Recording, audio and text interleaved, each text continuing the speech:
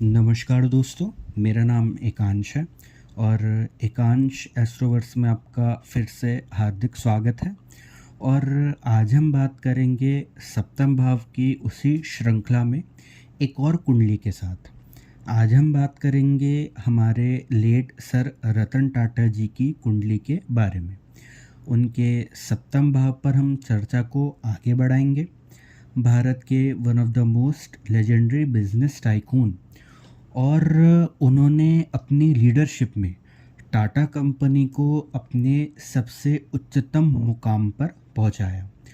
और हम इस बात से भी अवगत हैं कि वह जीवन भर अविवाहित रहे हैं। ऐसा क्यों है, इसका क्या कारण है, हम इस कुंडली के माध्यम से वह समझने की कोशिश करेंगे। आइए एक नज़र डालते हैं उनके सप्तम भाव पर। आइए शुरू करते हैं। यह जो कुंडली आपके समक्ष है वह धनु लग्न की कुंडली है। लग्न में शुक्र, बुध और सूर्य महाराज विराजित हैं। लग्नेश महाराज बृहस्पति अपने से दूसरे जाके द्वितीय भाव में नीच के विराजमान हैं, क्योंकि द्वितीय भाव में मकर राशि पड़ेगी और मकर राशि में बृहस्पति महाराज नीच के हो जाते हैं। और मंगल महाराज तीसरे भाव में, शनि महाराज चौथे भाव में, केतु महाराज छठे भाव में, चंद्रमा 11वें और राहु 12वें में विराजमान है। अगर हम ध्यान से देखें तो सप्तम भाव के स्वामी जो कि इस लग्न के अनुसार बुध महाराज हुए, वह अपने से सप्तम में जाके लग्न में जाके सूर्य से अस्त और त्रिषडाय भाव के स्वामी मतलब 3, 6, 11 उनसे प्रभावित है।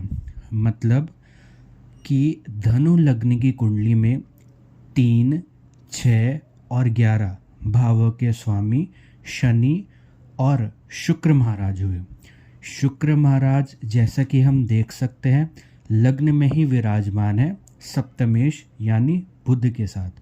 और शनि महाराज जो कि चौथे भाव में विराजमान है वह अपनी दशम दृष्टि से लग्न को देख रहे हैं, जहाँ पे कुंडली के सप्तमेश बुध महाराज विराजमान हैं। और हम त्रिषडाय भाव के स्वामी से यह समझते हैं कि इनके योग के कारण ऐसी बाधाएं आती हैं, ऐसी परेशानी आती हैं कि जो आपके और हमारे बस में बिल्कुल नहीं है। और जो त्रिषडाय भाव के स्वामी हैं उन ग्रहों के कारकत्व के कारण उन भावों का फल मिलने में परेशानियां, प्रॉब्लम्स और अड़चनें देखने को मिलती हैं। और इसी वजह से हम यह भी कह सकते हैं कि इस कुंडली में त्रिषडाय भावों का योग, इसी वजह से विवाह ना हो पाना, बात आगे ना बढ़ना, यह सब परेशानियां देखी जाएंगी या देखी होंगी।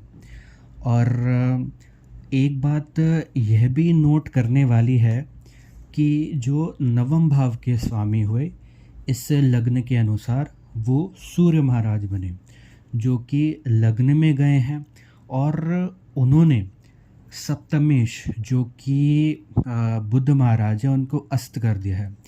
हम इससे यह समझते हैं कि जो लग्न के नवम भाव के स्वामी हैं वह कुंडली के वह काल पुरुष की नवम राशि में गए हैं और उन्होंने बुध को अस्त कर दिया है। एज अ रिज़ल्ट हम यह कह सकते हैं कि या पिता के कारण, पिता के काम के कारण या उनके द्वारा दिए हुए दायित्व को निभाने के कारण शादी की दिशा या विवाह की दिशा में रतन टाटा जी मेरे हिसाब से कुछ सोच नहीं पाए होंगे, यह ऐसा जातक आगे इस दिशा में इस कारण नहीं सोच पाते। और एक बात और कि लग्नेश और सप्तमेश जो कि इस लग्न के अनुसार बृहस्पति महाराज और बुध महाराज बने, वह भी अपने से 2 12 के 2 12 बैठे हैं।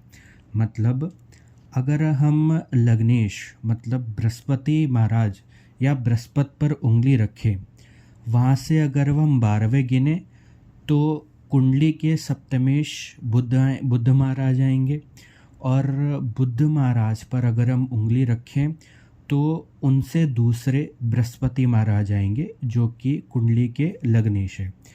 तो यह जो इनका 2 12 बैठना है, यह भी एक नॉन पॉजिटिव फैक्टर इसमें हम गिनेंगे, और एज अ रिज़ल्ट हम यह कहेंगे कि विवाह का इस कुंडली में कोई मेजर रोल नहीं रहा होगा, या जो जातक है और उसका जो मन है या उसकी लाइफ में जो विवाह का या मैरिज का फैक्टर है वो खासा प्रभावी नहीं है।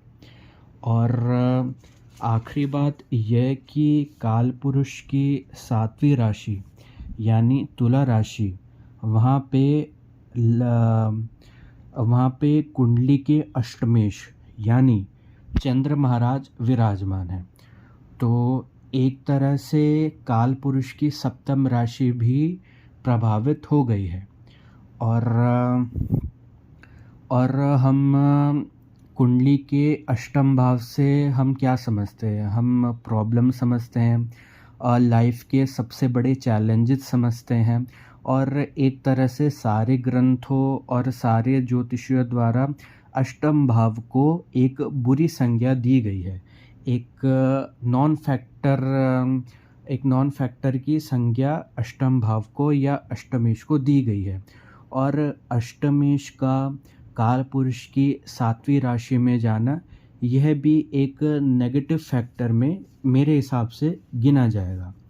तो इस कुंडली में हमने देखा कि कैसे त्रिषडाय भावों के स्वामी ने और कुंडली के नवमेश ने कैसे विवाह में अड़चन दी, या विवाह हो ही नहीं पाया, या नेटिव उस दिशा में आगे जा ही नहीं पाया, और कैसे चंद्रमा के कारण यानी कुंडली के अष्टमेश के कारण विवाह भी खासा प्रभावित देखा गया। तो आज की वीडियो में बस इतना ही, और आपको वीडियो कैसी लगी कमेंट सेक्शन में अपने सुझाव, अपने सजेशंस मुझे ज़रूर बताइएगा। और वीडियो और आगे की वीडियोस में बने रहने के लिए आप मुझे सब्सक्राइब करिए, मेरे चैनल को सब्सक्राइब करिए, लाइक करिए, शेयर करिए, कमेंट करिए। और अगर आप मुझसे पर्सनली जुड़ना चाहते हैं या पर्सनल कंसल्टेशन लेना चाहते हैं तो नीचे दिए हुए नंबर पर आप मुझसे कांटेक्ट कर सकते हैं, या ईमेल आईडी पर भी मुझसे कांटेक्ट कर सकते हैं। Thank you so much.